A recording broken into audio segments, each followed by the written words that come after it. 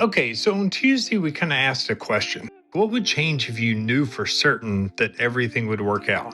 And we kind of poked at that idea, kind of wondering, what if bracing for a bad outcome isn't protecting you from anything? And what if it's costing you the good outcome that could be?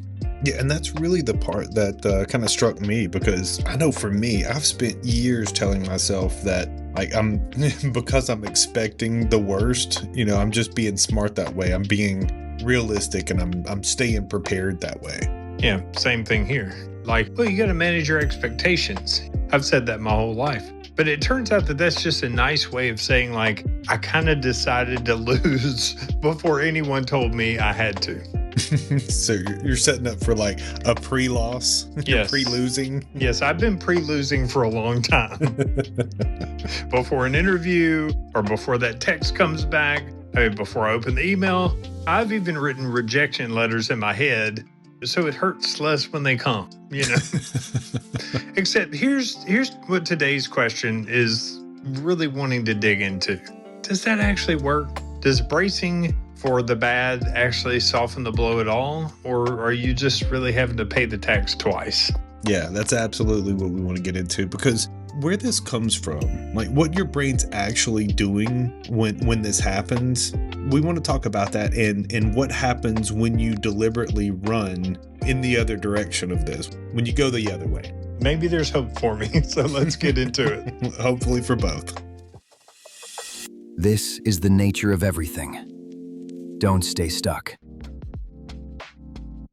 All right, so let's start with why we do this in the first place, because it's not random and it's not just you being a pessimist. This has real bias underneath it. Indeed. And look, there's a paper, and it seems to be one of the most cited document in social psychology, and it's called Bad is Stronger Than Good. And Roy Baumeister and a few of his colleagues put this together. And what they found is it's kind of about as blunt as the title of the document. And basically, bad events, like bad feedback, bad impressions, all of these things, they stick around a lot longer than the good feedback and the good stuff that happens. For instance, like one bad comment or one bad review, it totally outweighs a stack of good ones. Simply put, like a single harsh, hurtful comment or something that is negative in your opinion, that completely outweighs a dozen compliments or a dozen attaboys or good jobs. I remember having heard that before, talking about parenting. You gotta, I love you 11 times to make up for that one time that you lost your cool. So it's not in your head that bad stuff feels louder. It's not just in your head, that's for sure. And further with that, there's like an evolutionary piece to this. Think about folks that were around thousands of years ago. The people who survived long enough to have kids, they were the ones that were actually paying attention to what would kill or eat those kids. The folks of that time, like the ones that are just kind of sitting around, just chilling, loving the sunset, like those, they didn't pay attention to that. And so we're actually descended from basically the anxious folks that were, head on a swivel, constantly, watching out for the tigers to jump out and eat you. And so realistically, the relaxed optimist, well, they got eaten basically. But all right, seriously though, hang on, because I kind of got a problem with that. So if the relaxed optimist got eaten, why aren't the rest of us getting eaten right now? I haven't seen a leopard on my way to Kroger in a long time. Not even one, huh? Mm-mm. Well, okay, so that's fair to consider that, but our bodies are still wired to respond in that same sense. The world that was, I mean, that's not the world that we're in anymore. So to your point, you're right. Like there's nothing in your email inbox that's going to eat you, but that doesn't change the fact that the alarm system, that emergency response that we have, like your body doesn't know that. I mean, it just knows that, something has shown up, even if it's in your email inbox, something's shown up and your body just realizes that it's supposed to react. I get that. It's not like the instinct is wrong. It's that, it's just answering the question that nobody's asking anymore. Like, how do I not get eaten? Well, I mean, it's basically like having a smoke detector in your house that goes off because you're making toast. Not because the house is on fire. It's just it's alarming the wrong thing. All right, I'm going to push on this even more because I want to be smarter than evolution is the problem. Good But luck. like, if bracing is just like leftover wiring, fine. But does that actually help? Like, if I spend the week before a diagnosis assuming the worst, does that make it hurt less if it comes? Well, there's a myth to that. It is the persistent myth as it goes, but people call this like defensive pessimism. And there's actually research that supports that it's working for a specific type of person under specific conditions. However, for most people, most of the time, bracing doesn't actually reduce the anxiety or the pain of that bad outcome. It sort of adds like a second round of pain up front. It's like you're experiencing basically getting re-victimized because you've suffered the thing before it even happens. Then you suffer it again when it actually happens. So it's not protection. It's just a cover charge that you pay whether or not the show is even good. Yeah, for sure. That's it. All right. So if bracing for impact isn't safety and it's not the thing that we think it is, let's talk about what expecting good actually does, because I don't want this to turn into just, just think positive crap. Right. Sure. Like, that's not what we're building. No, it's not. And this is where it actually has kind of a turning point and gets interesting because there is a true mechanism here. And it's not just about how you're vibing, but it is about what's known as the Pygmalion effect. Like when you go back to the buffet line third time. Not quite the same effect, but I do like the idea. So the Pygmalion effect, it's named after Greek mythology.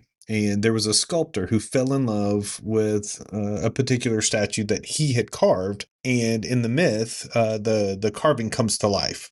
So the study that goes along with this idea is from 1968 by Robert Rosenthal and Lenore Jacobson. And this study is one of the more famous experiments in educational research. What they did is they gave an IQ test to an entire elementary school. And then they told the teachers that certain kids had scored a certain way that marked them as academic bloomers. And these were the kids who were really about to take off intellectually that year. They were going to really outperform everybody else. But they weren't. But they were not. No, that is correct. They were not. These names were, for this controlled study, these names were picked completely at random. And so there were no test results. There was nothing behind any of that. It was just the teachers being told this. All right. So the teachers just believed a lie about which kids were about to get smart. Yes, they were just told this. And by the end of the year, those randomly chosen kids actually showed real gains. First graders in that group improved their IQ scores by 27 points on average, is what the research showed. Like 27 points on average, well beyond their other classmates. All right. So 27 points from just the made up label from the placebo. I mean, this is the reticular activating system again, I think. Yes, but it goes deeper than the way we've talked about it before. The RAS is definitely in play, but it's not just that the teachers noticed more opportunities to praise those kids. They actually showed them more patience. They waited longer for an answer instead of like just kind of having that frustration moving on to the next kid. They would even view the kids as like, as they kind of stumbled over answers or they were struggling with something, they looked at them as like still figuring it out. And the other kids not on that list, they sort of just looked at them like, well, they don't get it. So the effect ends up being that they called the kids that were randomly on this, blooming list, they were called on more. When they were corrected, it was kinder, and they assumed that the kids were putting in more effort instead of assuming that the kids were like limited or just not able to perform. And I think it's important because that label didn't change the kid at all. Mm-mm. I mean, it changed the threshold for what counted as the kid doing fine. That's exactly right. So the expectation didn't magically improve any of these kiddos. It changed what got interpreted as like their progress versus what got sort of written off or dismissed as, the other kids kind of being a failure. And this was happening in real time. And this was happening day in, day out, dozens of times a day with these kids. And This was the adults just having this false information, basically. Well, I mean, that not only makes me feel like a terrible parent, maybe just a bad person. I don't know. But it brings me back to that actual question that I asked on Tuesday. And I want to ask it for real this Oh, time. for Like, real not this as a hypothetical, but like in the same thing. What would you do if you actually knew it was all going to work out brilliantly? You know what? Say that again. All right. What would you do if you knew that you knew that you knew that you knew that everything was going to work out? I would give myself the exact same thing that those teachers gave to those kids. Mm. I'd wait longer before choosing and deciding that I had failed. And then I would even view my own pauses and stumbles where I'm unsure. I would just look at those as though I'm still just figuring it out instead of looking at me like I now have proof that I'm stupid and I don't get it. That really is it. I mean, that Mhm. changes the nature of the whole thing, Sure. of everything.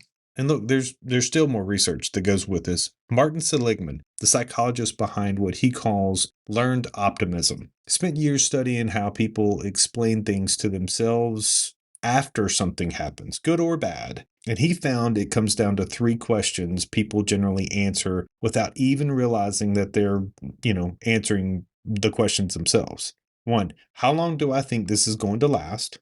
Two, how much of my life do I think this is going to touch or affect? And three, do I think this says something about who I am? Or is it just about the one thing that's just happened here? I mean, those are some seriously deep, profound questions. Sure. Let's look at all of this back to back. The rough version kind of sounds like this. This always happens. It's It going, always happens.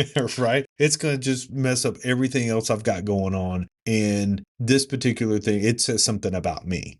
Mm. Right? That's sort of the rough, shitty version that we kind of give ourselves. The healthier version, hey, look, this didn't work out. It doesn't affect the rest of my life, and this doesn't truly mean anything about who I am at my core, who I am authentically. It doesn't touch that. So whether you didn't get the job, the interview went poorly, or they didn't accept your application, or somebody didn't like how you presented your stance on something, the outcome may be about the same, but there's two completely different narratives behind how this went. And actually, when things do work out right and we get the good version, we want to back down off of that and just say, like, well, I got lucky. Hashtag lucky. Yeah. Hashtag blessed. Hashtag So blessed. blessed. Well, and I agree. I do think that that's the piece of this that we all often miss is that the healthier version of this lets the good news and the positivity of this actually spread out in the same way that the the bad news actually does. This reflects on other parts of our lives too. Like I had something to do with this because I was prepared or whatever. So like taking in the positivity and recognizing what is yours, that spreads just as well. It's not that optimistic people don't get bad news. I mean, it's that they let the bad news stay small and they let the good news get bigger. Well, and the Seligman research, they tested that as well. So it's not just theory. So MetLife used his actual questionnaire in the 80s and they used it to screen their sales people, their candidates they were looking at hiring. And they hired people who scored well on the optimism side of things. Even when they failed like the aptitude tests, they would still look at these folks and hire them because that group outperformed and outlasted people who passed the traditional screening. The folks with the higher in the optimism, they actually outperformed and outlasted the people who scored well on the traditional, hiring practice. So it's not a personality trait that you either have or you don't. You said that it was called learned optimism, so we Learned. can learn it. Yeah, for a reason. I mean, it means that it's actually a practice, like we talk about, and it's not like a genetic trait, which is good news for all of us who've spent the last however many decades doing the pre-losing piece that we were talking about. Hey, everybody, that's me. All right, quick pause. If this is landing and you want a fuller picture, The book is where coin actually gets its vocabulary. It's not just the 4 phrases. The book gives you language for what you're feeling and thinking so that you can actually name it and do something with it instead of staying stuck in it. You can grab it at thenatureofeverything.com. All right, so let's run all this through coin because I think this is the exact kind of thing that the framework is built for. Confirm it first. What are we actually confirming here? So the plain sort of simple version of this is that you can't get yourself to a different spot if you don't actually know where you're standing right now. We've said this time and time again. Take the email that you haven't even opened yet. Confirm it means that you actually name how you feel about that email. Not the calm version that you'd say out loud, but the real one, how you're actually feeling, right? So you name what you actually think is true about it. Again, this is not that false narrative that you've rehearsed so that you sound like you're confident in what you're saying. You name what's actually going on with whether it's your job, your relationship. We're talking about this email, and you even mentioned a diagnosis. Like whatever it is, instead of the version of you that's been assuming for years, you actually never stop to check this out. And we do it so often. We don't stop and look at this and go, hey, I've got this. What do I actually feel about it? We take that automatic anxiety, we take that drop in our stomach, and we go with that and use that as some sort of false fuel to make unrealistic and uninformed steps next. So if we pause and actually consider this before, then that gives us a truer foundation. So confirm it here means asking like, is bracing for impact actually protecting me or just, maybe I haven't ever checked in with myself. Maybe I haven't ever thought, am I being positive or negative? Yeah, and for most of us, we generally don't kind of get a check on that first. It feels right because that bracing piece, that setting ourselves up for the failure piece, that happens automatically. Mm. And then when things turn out to be good and go our way, the relief gets credited to, well, I mean, that's why I set up for all the terrible stuff because, if it had That, gone the other way, I'd probably be fine. But, I like we said earlier, that's really I just smart. got lucky. So we're reinforcing it. Mm-hmm. Yeah. All right. So once you confirm that, what does owning it look like?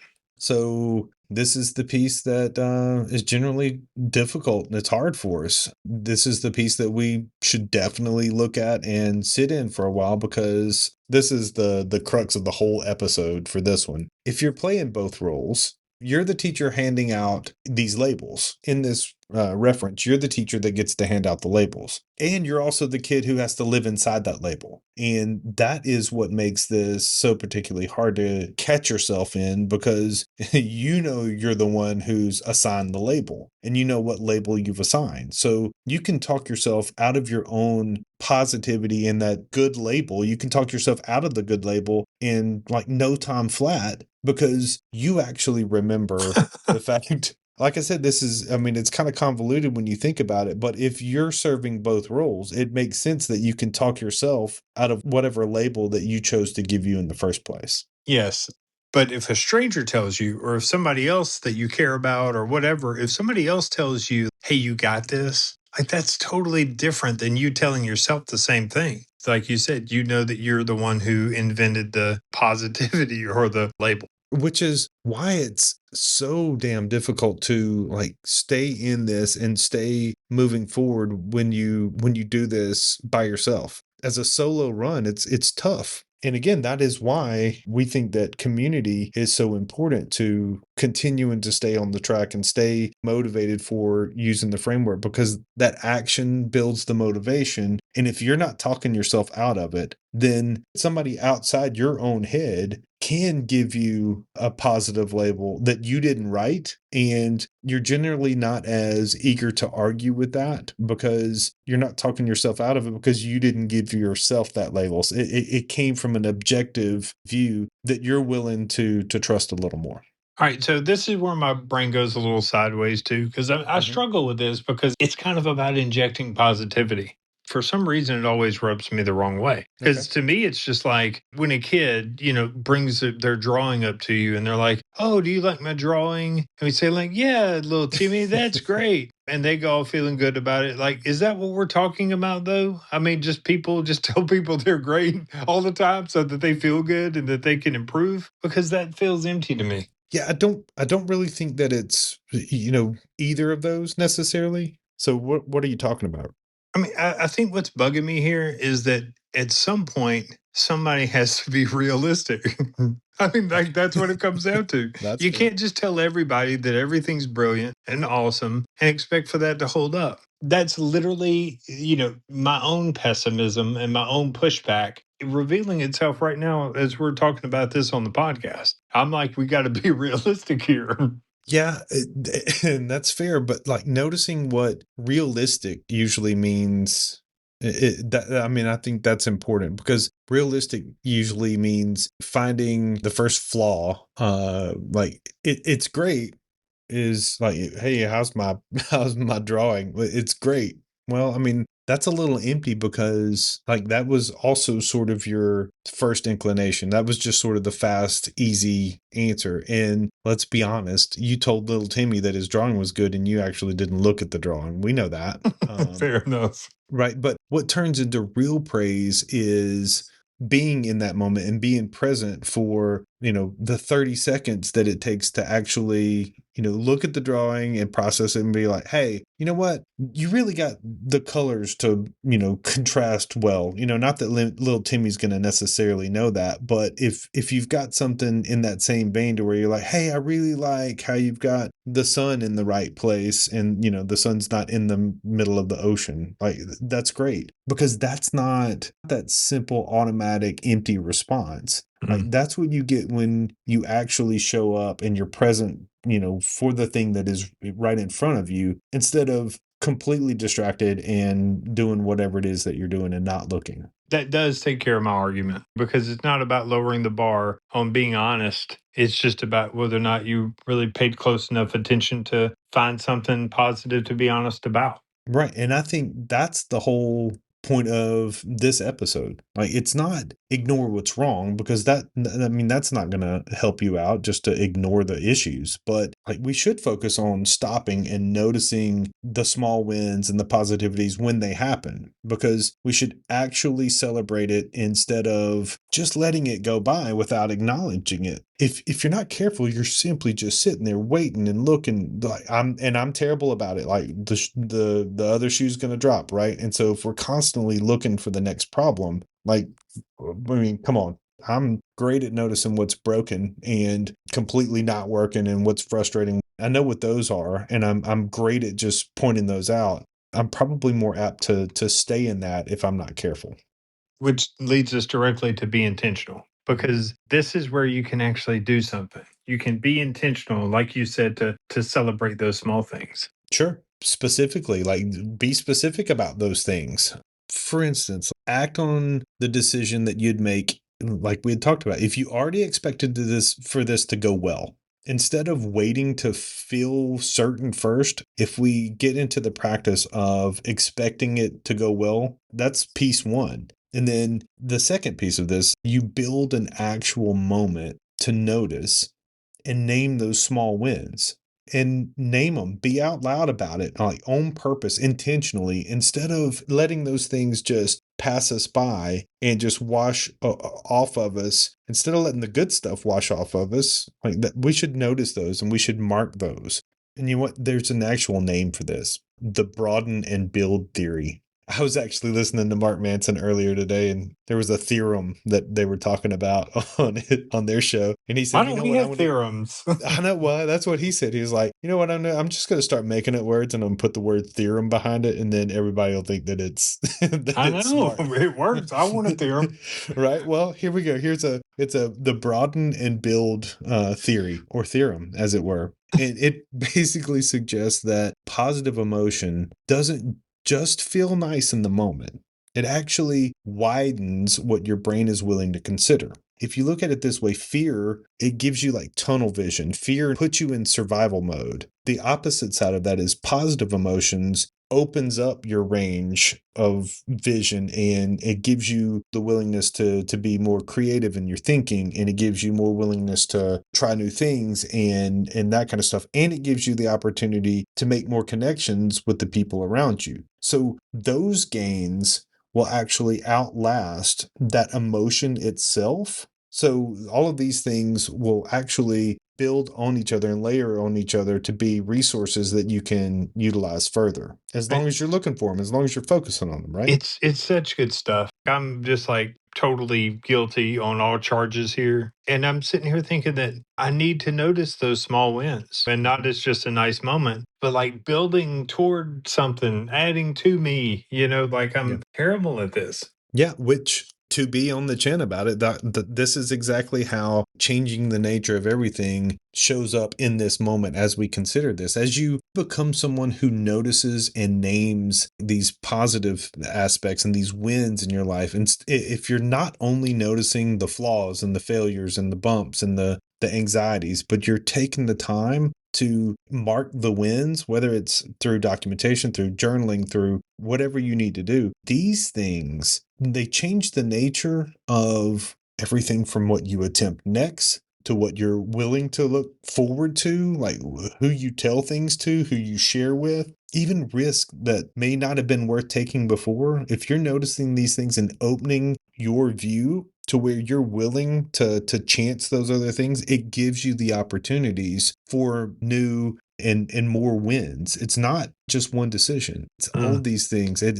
You start running this through everything, and you start broadening your horizons, and it changes the nature of everything. Yeah, and look, remember, coins circular. It's not linear. You're not going to do this once and you're going to get fixed. Right. Like you're going to catch yourself pre-losing again next month, if not Mhm. next week or now. Well, there's a few emails that I haven't opened yet, so yeah, I'm probably looking at those and with my pre-lose eyes already. Yes. But to your point, you're right. Like, you have to confirm it, over and over, and start that practice to where you're not pre-losing. Again, the intentionality piece over and over. You have to put those into practice to where that allows it to change your future views and your future decisions and your opportunities.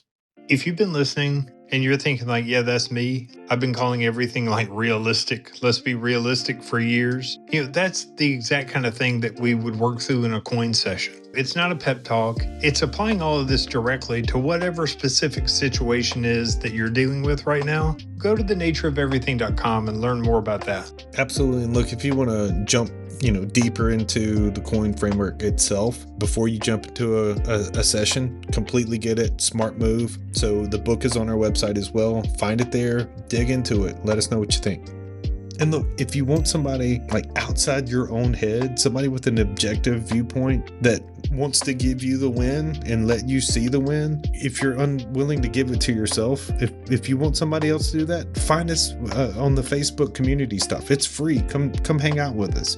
And also, one of the simplest ways to help us out and support the show, cost you absolutely nothing. If you would, hit the follow button.